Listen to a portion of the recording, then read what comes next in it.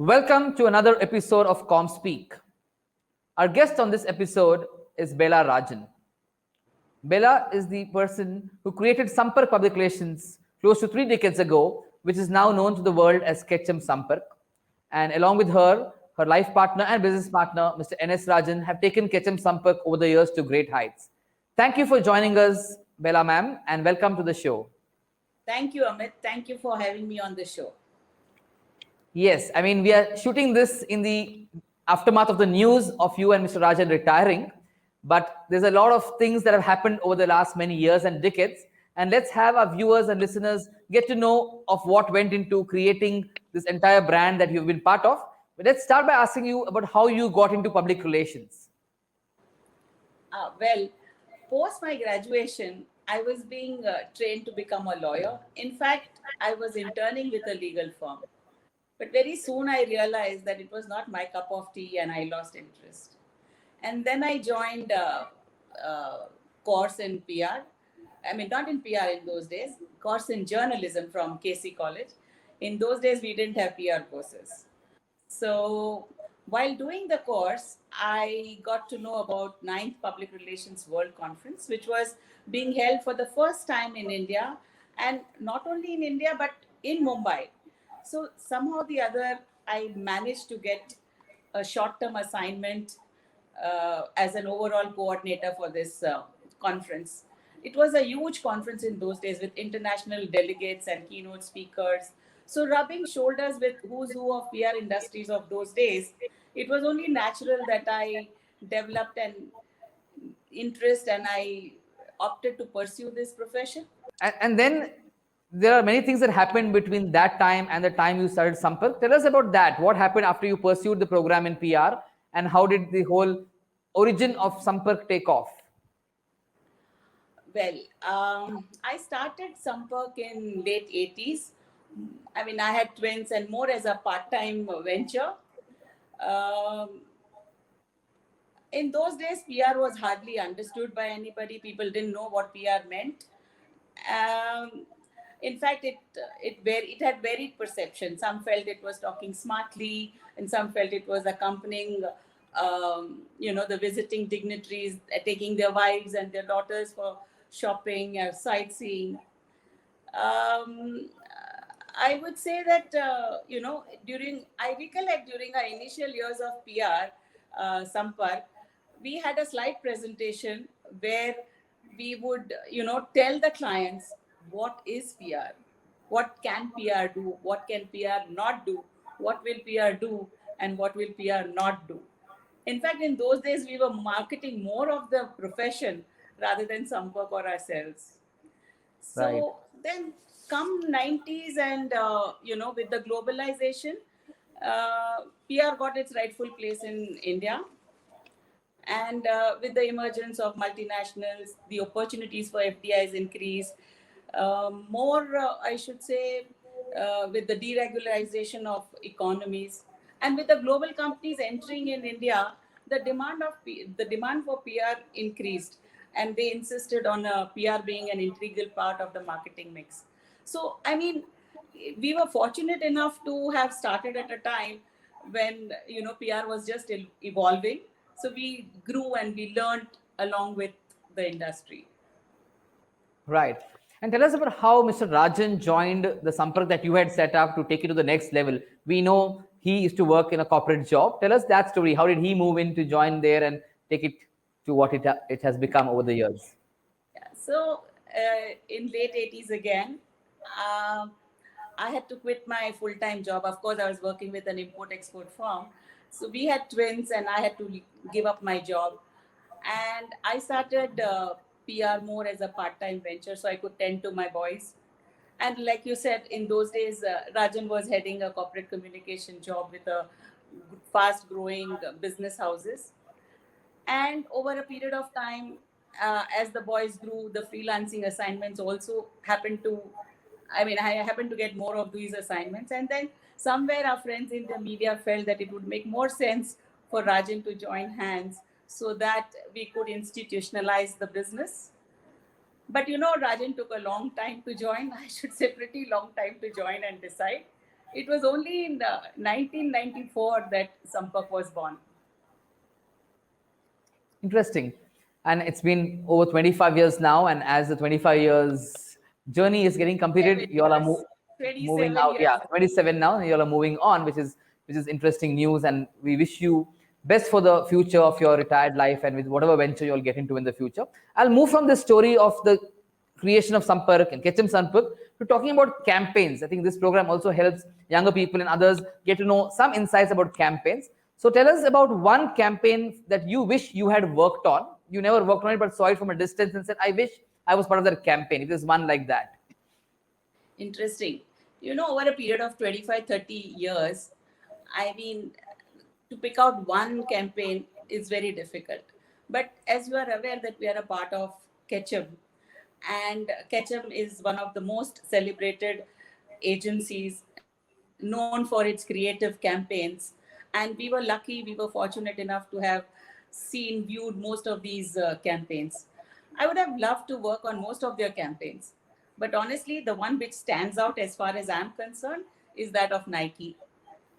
Their campaigns like Dream Crazier, Nothing Can Stop Us, or even controversial campaign, Sustainable Innovation, are some of the best examples of their creativity. Closer home, I think some of the iconic campaigns are like Amul, Asian Paints, Air India, Pidilite, PNG. Most of these campaigns are advertising campaigns, but with the digital onset, I think the lines are getting blurred. The only thing is the campaigns are remarkable, the medium has changed. So these Right. campaigns are even today very topical, refreshing, and relevant.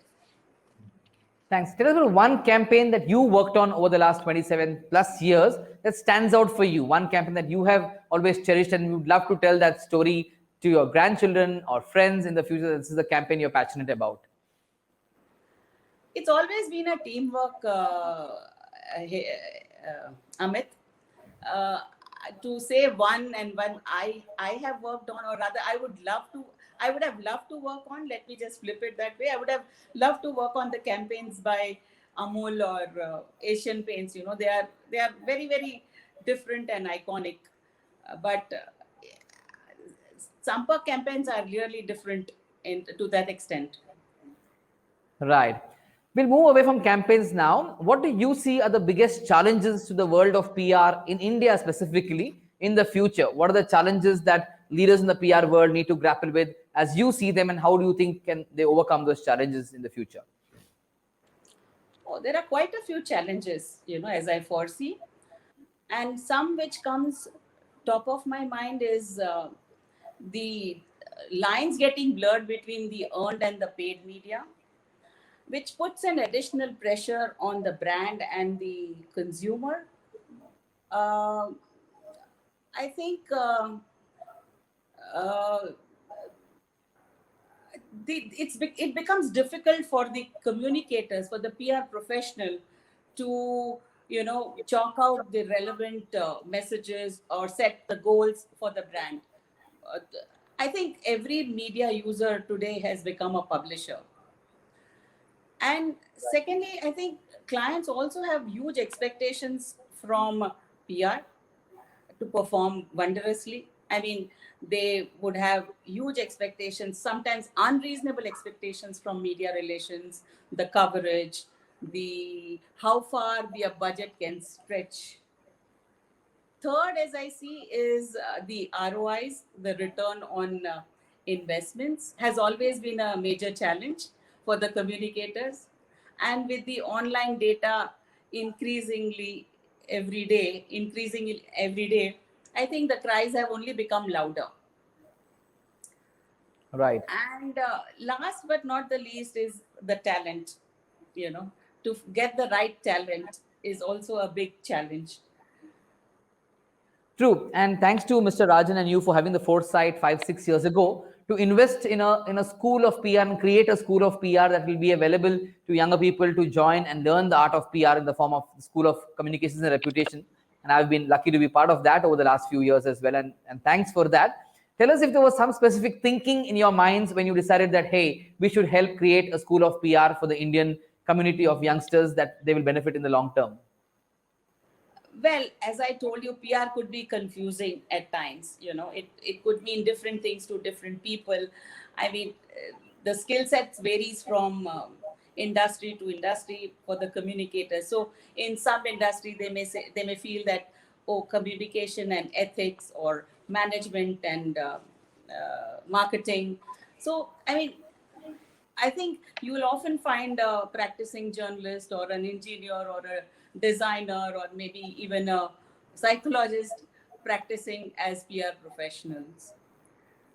But having a part of the skill set is not enough to strategize and, um, become a good PR. So I think transparent and authentic communication will become increasingly important, and with the stakeholders and consumer demands, the companies will have to be ready for hard questions.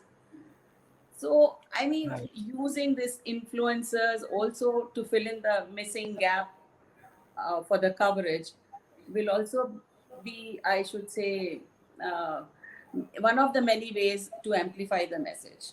And who best than your own employees, the most trusted brands. So I think with all these things, I mean, not that we have, but we felt that we need some good PR professionals to, increase, I mean, to get the right meaning of PR. So with that thought, because we never had any person well trained in PR. So I thought that was one of the reasons why we thought of SCORE. Right. Now, fascinating. We'll keep the PR and campaign questions aside for a moment. We'll come to something that is less professional and more personal. Couple of questions. What do you do to unwind? How do you spend free time or leisure time beyond the crazy hours you put in at work? Oh, well, I enjoy cooking. So, I mean, I often find myself in the kitchen. I also love pottering around a bit. I love I do yoga, I do walking a lot. I also sort of travel a lot, both Rajan and I, whenever we try out different cuisines. Of course, I'm a vegetarian. We both are vegetarians, so we try out fusion food and all that. Besides that, I love listening to Indian classical music and Bollywood music, and I never miss an opportunity to sort of, attend any of those performances by big artists and all that. So sometimes I find 24 hours too less for myself. Right. This is a question I've asked offline to promoters of PR from time to time, and I'm asking this to you. Most promoters have not had their children join the PR world, and that's fine. Would you advise your grandchildren to join PR, and why? Whatever your answer is, why would you? Yes or no? Look, I think times are changing very fast, and I don't know whether we'll be there to see our grandchildren grow to that age. One is just about 20 days old. I see. Yeah. So, and the eldest one is 6 year old, and the other one is 3 years old. So, we don't know. Times will I'm change. sure they'll ask you sometime in the future, hey, grandma, grandpa, should we join the world of PR that you spent so many years in? What would your answer be? Well, if they are interested, why not? They could. Right. So I But spoke it's about not this. an easy job. I would also say it's not an easy job. They have to go through the grind. It's not an easy job. I wanted that to come out, and that's why I asked this question because Yes. people watching this show should realize that it's not an easy job to No, be it's in, not an easy but it's job still at an all. interesting, challenging, adventurous job to be in Of as course. well. I mean, it was a very hard work that put in. I mean, like when we started Sampark till today, I mean, every day has been a stressful day. Not a single day is, like, okay, fine. Today, Right. there are no crises. Every day, out of the basket of clients, there is some client crying somewhere. And Right. there is a crisis. Absolutely. So we'll go And back it's many not years. a nine Sorry. to 5 job, Amith. Let me tell you that it's not even a 9 to 5 or 9 to 9 job. It's 24/7 because the media works True. 24/7. So you True. could get a call any time of the day from the media and on behalf of the client, and the client has to be ready to answer that. Has to be ready Right. with the answer, rather. Right. We'll jog your memory and take you back many, many years, maybe 3 or 4 or 5 decades back. Tell us about your childhood and your growing up years, where you grew up in, how it was to go to school and college, and what led to you choosing law as a career or journalism PR later on. Tell us about that. Maybe there was an influence from your parents, father, mother. Tell us something about that as well, Bela. Yeah, sure. Uh, I was I was the eldest amongst my siblings, and in those days, I think girls were not destined to study beyond graduation, but my parents were very liberal, broad minded. So my mom was very keen that I study in an English medium school, which I did.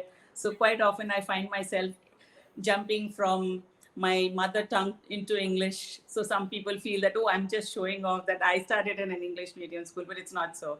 It's just per force of habit.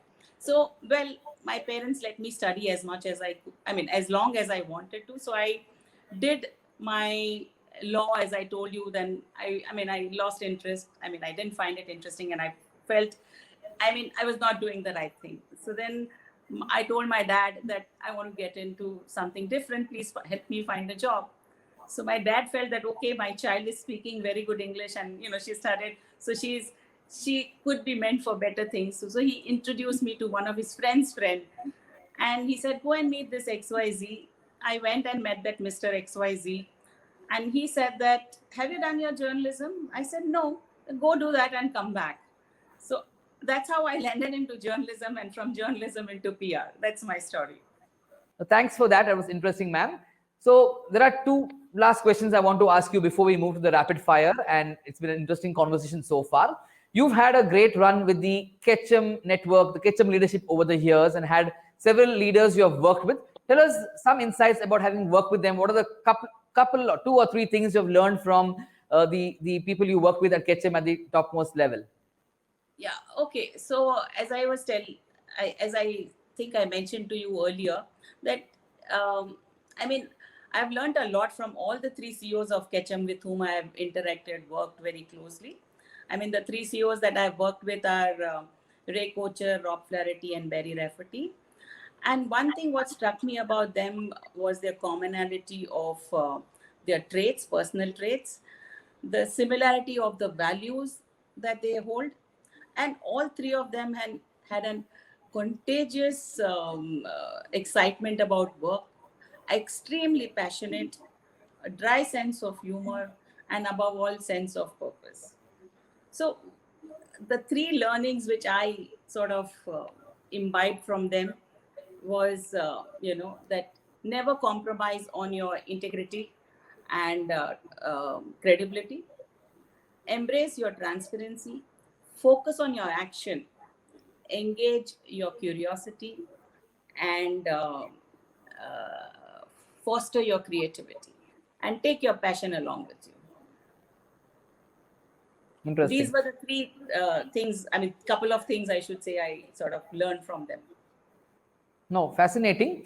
As we move to the last question, you already mentioned earlier about how a job in PR is not an easy one, challenging. But beyond that, if there was a youngster who's 21, 22, wanting to get into the world of public relations, what is your advice to him or her about having a very interesting career in the world of public relations?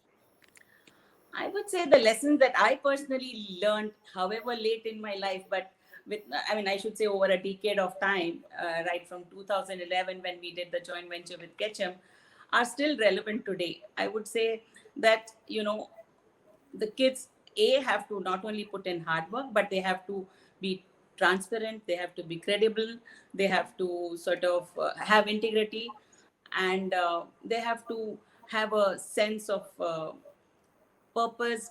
They have to have curiosity, they have to have passion, they have to have, I mean,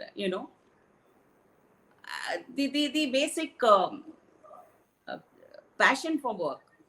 And Right. it's, Fair. No, thanks for that. That's helpful. And I'm sure youngsters watching this will pick up these threads and imbibe them in their lives. We have come to the end of the main interview. Like we do with all our guests, we have a few questions to be answered in less than 100 seconds, 10 questions, 100 seconds, called the rapid fire. And we'll have that going right away. thank you. Tell us the one book you would recommend anyone you care for to read. Is it concerning the profession or just anything? Your choice. One book that you feel that one should read. Well, actually, I'm not a very avid reader. Ask me during my younger days, I would read comics and something very light. So even now, if I have to pick up a book and read, I wouldn't stress myself. I'd go for Chetan Bhagat's, one of the Chetan Bhagat's book. That's fine. What is the one gadget that is very important to you? One gadget. I don't want the brand name, but one gadget that you really can't do without. Mobile. Okay. Mobile phone all around. I can't do without it. It has to be there. It's become more Right. than it's more your life than anything else. Right. Tell us your favorite travel destination. One place you love to go back to again and again. Wow, I think, as I said earlier, both Rajan and I, we love to go to the jungles. But apart from jungles and mountains, I'd love to be with my grandchildren any day. So wherever in the world they are, you love to go and spend time with them. Yes, see them grow, because now, yeah, I want to Right. see them grow. You also spoke of being a foodie with Mr. Rajan. What is your favorite cuisine? One cuisine that stands out for you as your favorite cuisine? Oh, I'm a foodie. Anything vegetarian goes well with me. But one cuisine of one country or one location, geography that works for you very well. Honestly, I'm a foodie. You put anything on my plate which is tasty, Okay. I'm going to polish it. Done. What is that one brand that you really, really hold in high esteem? Your favorite brand of all time? Tatas. Okay. Three more things. One is define Bela Rajan in 3 words. Bela Rajan in 3 words. Difficult, but I'll try.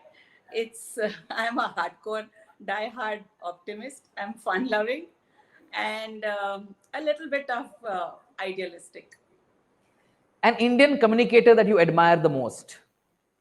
Well, you see, during my 9th Public Relations World Conference days, as I told you, I've never worked in a proper PR corporate or with any corporate, except for in my initial years, I was with the import-export firm. So I was doing more as a pastime to earn money, to kill my time before, my parents could marry me off. So I have not really worked in a corporate, but that 9th PR World Conference days, I was really sort of awed by Mr. K.S. Neelakantan. Say it again, please. I was awed by Mr. K.S. Neelakantan. K.S. Neelakantan. He's the communicator that you admire. Okay. Yes. And finally, what is your big learning in the last 18 months that the world has seen so much transform? Your one learning for you? Oh, I would say nothing is impossible. And in fact, adversities create opportunities.